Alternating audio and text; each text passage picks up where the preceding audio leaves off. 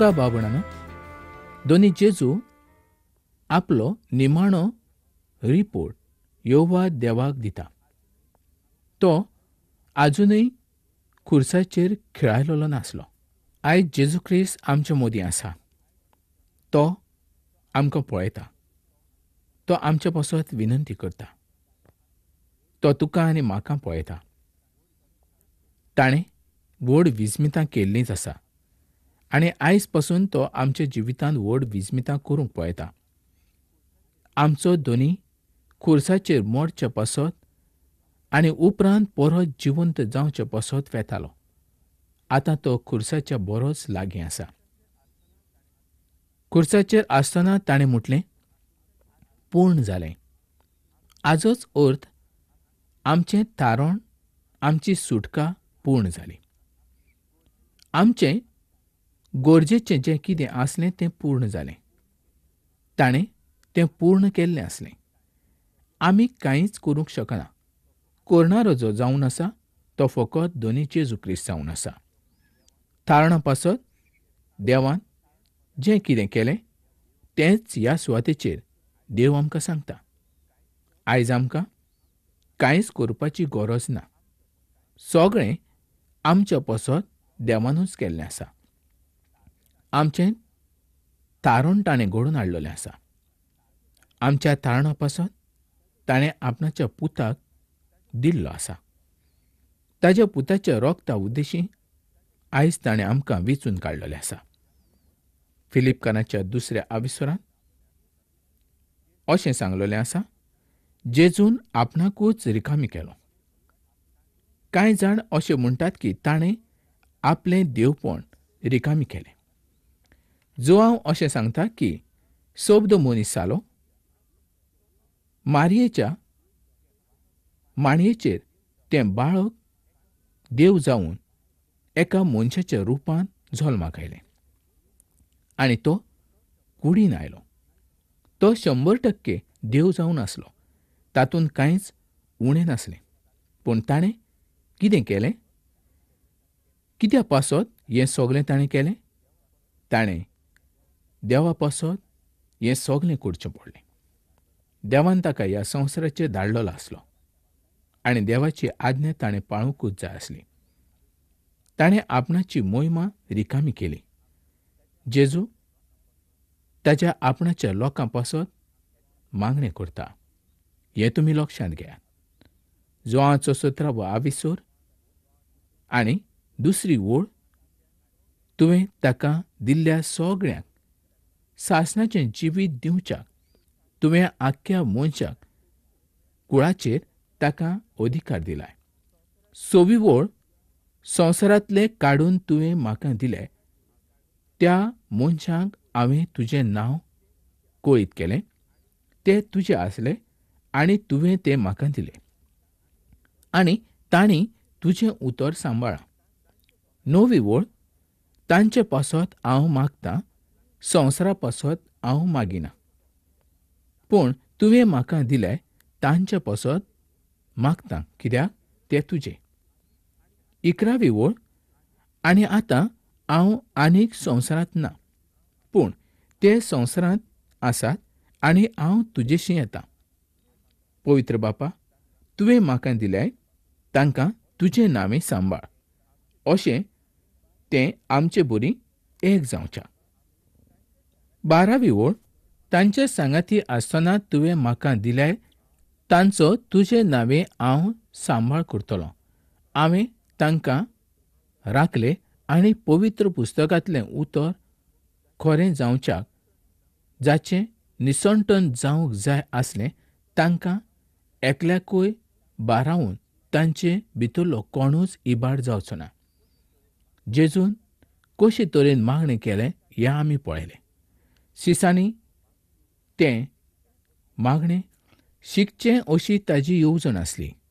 आयज दोनी जेजू बापाच्या उजव्याक बसून आमचे पासत विनंती करीत आसा. हें आमकां सगल्यांकूच खबर आसा आनी तें आमकां सगल्यांक खबर आसूंक जाय. जर तुमी ताच्या लोकां मदें एक जावंक आसा तर तो तुज्या पासत मागणें करीत आसा. दुनिया जेजून आनी ताचे जे आपणायलेले आसात तांच्या मदली सोयरीगोत वेगळीच जावन आसा. ते देव बापाचे जावन आसा आनी तांकां जेजू क्रिस्ताक दिल्लो आसलो. आमच्यान ताचो अर्थ काडूंक जावचो ना. ही सोयरीगोत खूब व्हड जावन आसा. जोआचो 17वो आविसोर 7 आनी 8 वळी प्रमाणे दुनिया जेजून देवाची उतरां दिलीं हें म्हत्वाचें जावन आसा.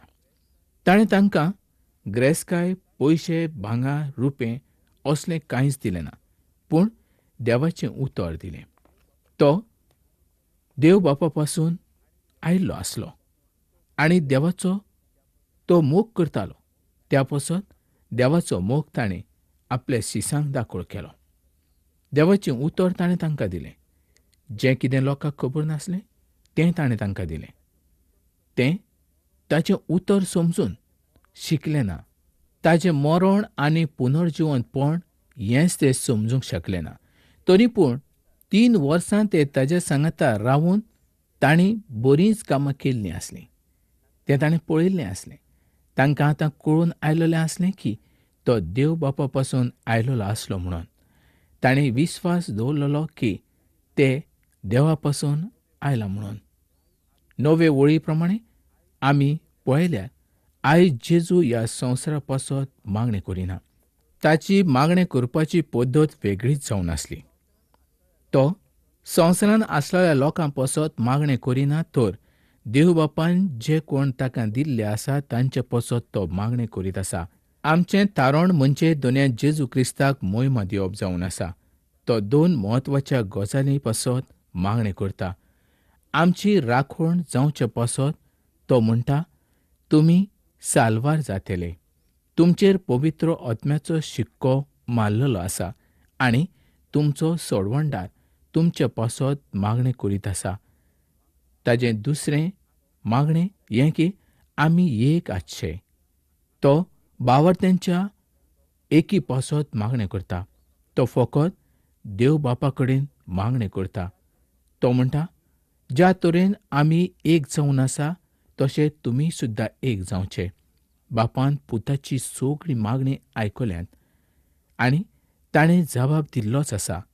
जें कितें देवान उत्पन्न केलें तातूंत देवाचो आत्मो खऱ्या भावार्थ्यांक एकठांय करून क्रिस्ताच्या कुडीन एकठांय करता. आयज एक व्हड लजेची आनी दुखाची गजाल म्हणजे जायते भावार्थी आपणाक जाय तशें करतात. सोबा फुटत आसा.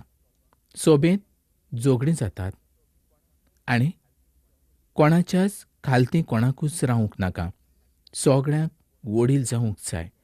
पूण सोबा जायत्यो न्हय तर एकूच जावन आसा. एक क्रिस्त आनी एक सोबा हें आयच्या मनशाच्या मनांत येयना. 12 वळी प्रमाणे पळयल्यार जेजू म्हणटा, तांकां तुवें म्हाका दिलें. परत ह्या स्वतेचें ताणें आमकां विचून काडल्या हें दाखोळ करता. देवान आमकां विचून काडप हें वेगळेच तरेचें जावन आसा. मनशान देवाक विचूंक काडूंक जायना. मनीस कितें विचून काडूंक शकता? उदाहरण घेवन पळयल्यार जें संवसारांत आसा तें मनीस विचून काडूंक शकता, पूण सर्गीचें आसा तें तो विचून काडूंक शकना. जेन्ना आमी जुदास इस्कारियोत हाका पळयता तेन्ना सर्गीची गजाल ताणें विचून काडली ना, तर ताणें संवसारांतली गजाल विचून काडली. संवसारांतली म्हणजे खंयची? तर पयशांची आस. ताजे लागीं पयशांची थैली आसली आनी तो त्या पयशांचे थैलीचो मोग करतालो आनी निमाणे सुवातेर पर्यंत ताणें तो मोग केलो. म्हणजे ताणें पयशांक लागून आपल्या दोयन्यांक विकलो. मोगाळ भाव-भयणांनो, खरें पयशांक लागून मनीस कितेंय करूंक शकता, कारण तो संवसारी मनीस आसलो. संवसाराचो मनीस संवसारा पासत कितेंय करूंक शकता. पूण जांकां थारण फावो जाला, जीं देवाचीं भुरगीं आसात, जीं दुनिया जेजू क्रिस्ताच्या रोगता उदेशीं विकतीं घेतलेलीं आसात आनी नितळ जाल्लीं आसात, तीं असलें वायट काम करूंक वचचीं ना. 15 वळी प्रमाणे आमकां संवसारांतले काडून घेवचे ह्या पासत तो मागणें करिना. हें एक व्हड अजाप अशें जावन आसा. आयज तुमकां आनी म्हाका ह्या संवसारांत देवान दवरलेलें आसा. आमकां जायतें दूख आसा हेंय तो जाणा. पूण ह्या संवसारांत आमकां रावूंक जाय. देवाचीं कामां पूर्ण करच्या पसत आमी रावूंक जाय. जर आमकां ताणें काडून घेतले तर ह्या संवसारांत देवाचीं कामां पूर्ण कशीं जातलीं. देवाचीं कामां पूर्ण जावचे पसत आमी ह्या सुवातेचेर रावूंक जाय. प्रकाशणीच्या 22व्या आविसरांत आनी 17वे वळीन अशें बरयल्लें आसा. आत्मो आनी पोतीन म्हणटात, ये. हें आयकता ताणें म्हणजे ये आनी तानेल्ल्यांनी लागीं सरचें आनी कोणाक जाय ताणीं पियोचें उदक फुकट घेवचें आनी जेजू अशें मागणें करिना की आमकां ह्या संवसारांतले काडून घेवचें, पूण आमचो संवसारांत आसलेलो सैतान हाजे पासून आमकां सांबाळ म्हूण तो मागणें करता. मोगा इश्टानो, देवान जर त्या सैताना पासून म्हजी राखण करूंक नासली तर ह्या संवसारांत थोडोच वेळ हांव आसतलो आसलो. पूण आयज पासून संवसारांत दोनी जेजू म्हजी राखण करता. कारण ताणें म्हाका वेंचून काडला ह्या संवसारा पासत, ह्या संवसारांतल्या पुरजे पासत तांकां देवाचें उतर पाठोवचे पासत. तर मोगा भाव भयणीनो, खरें जर म्हाकाच ताणें काडून व्हेलो जाल्यार ह्या संवसारांत देवाचें उतर लोकांक कशें परगट जातलें. जर सगल्या भावार्थ्यांक जरी दूख आसा तर तांकां तो उखलून व्हरना आनी देव बापाक तो सांगना की तांकां तूं त्या सुवातेवयल्यान काडून व्हर म्हूण, तर तो तांचो सांबाळ कर म्हूण मागता. आयज आमी जे सगले भावार्थी आसात तांचो सांबाळ जातलोच. आमी जरी परिक्षेक पडटात, आमचेर जायते तरेची परिक्षा येता, तरी आमी आलपाची गरज ना. कारण दुनियान सैतानाचेर जैत व्हेल्लें आसा. हो संवसार जरी आमकां जळटा तरी देव आमचो सांबाळ करता. तो आमचे सांगता संवसार सोरोपर्यंत आसा. आमकां त्रास आसूं वो दूख आसूं, देव तुजो आनी म्हजो सांबाळ केल्या शिवाय रावना. देवाची येवजण आसा आमी ताचें काम पूर्ण करचें. त्याच पासत आख्ख्या संवसाराक भावार्थ्यांक ताणें ह्या संवसारांत दवरलेलें आसा, तांचो सांबाळ जावचो म्हूण. मोगा भावपणानो, जर भावार्थी जाल्या उपरांत रोखडोच दोनी जेजू क्रिस्त आयिल्लो तर ह्या संवसारांत आसलेल्या गरीब लोकांक देवाचें उतर मेळचें नासलें. हें देवाचें उतर तांकांय फावो जावचें हीच देवाची येवजण जावन आसा. भावार्थी क्रिस्ताच्या वरवीं एक जाल्ले आसात. सोबा एक जावन आसा. जेन्ना एक पातकी क्रिस्ताचे विश्वास दवरता तेन्ना तो मनीस क्रिस्ताच्या कुडीन एक जाता. आयज आमी पळयतात भावार्थी लोक सुद्दां एकामेकाचो द्वेश करतात. आयज भावार्थ्यांनी संवसारा पासत मागणी करून आपणाची गरज भागोवचो प्रयत्न केल्लो आसा. मोगा भाव भयणीनो, संवसारा पासत मागचें, पूण भावार्थ्यांनी सर्गीच्या जिविता पासत मागचें. संवसारांत आसलेल्या वस्तू पासत न्हय. त्यो तुका केन्ना जाय आनी कसल्यो जाय हे सगलें देव बापाक खबरूच आसा. पूण तूं तर संवसारा फाटल्यानूच आसलो आनी संवसाराची ग्रेसकाय आनी संवसारांतलो कचरो सगलो एकठांय करूंक तुजें जिवीत जर तूं सारता जाल्यार तुजें जिवीत कित्याकूच उपकार ना. हें जिवीत फकत पोलकें जावन आसा. मोगा भाव भयणीनो, खरेंच देवाच्या उतरा उद्देशीं जायत्यो गजाली आमकां शिकूंक मेळटा. हें केन्ना आमी आयकूंक नासलें त्या पासत आमकां कळनासलें. पवित्र पुस्तक धांपलेलें आसलें, तें उक्तें जावंक नासलें आनी ह्या संवसाराच्या वडिलांनी तें धांपून दवरलेलें आसलें. पूण आयज तें सगल्यांक उक्तें जाल्लें आसा. देवाची बरी खबर सगल्यांक कळची त्या पासत आमी हें देवाचें उतर दिसपट्टी तुमकां कळीत करता.